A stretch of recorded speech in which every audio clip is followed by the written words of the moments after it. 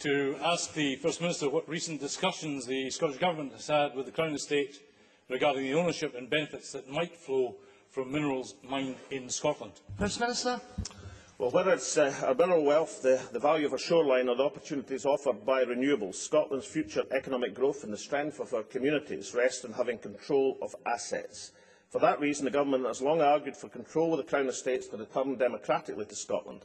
The current Scotland Bill provides an excellent opportunity to do this, and I would hope, given that this Parliament has supported that by a large majority, that the Secretary of State might choose to consider that perhaps things that have been endorsed so resoundingly by the communities of Scotland in an election and by this Parliament by such a clear majority is something that should be included in the current Scotland Bill.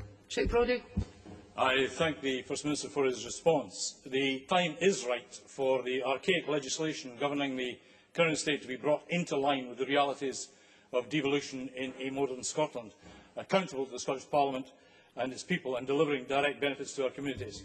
Will the First Minister continue to make this case to the UK Government that the Crown Estate be devolved to this Parliament as soon as possible? First Minister. Indeed, I met with the Chief Executive of the Crown Estate and indeed the Scottish Commissioner just last week. But we provided a detailed paper to the UK Government on the 22nd of June setting out the case for change. The Crown Estate in Scotland should be administered in Scotland, accountable to this Parliament. The revenue should benefit Scotland and communities directly.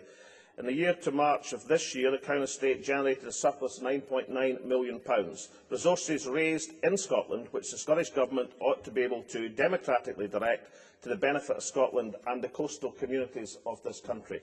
And I think that democratic process of accountability would be somewhat better than having some sort of lottery, which is the most recent extraordinary proposal from the United Kingdom Government, which has been roundly criticised by our coastal communities.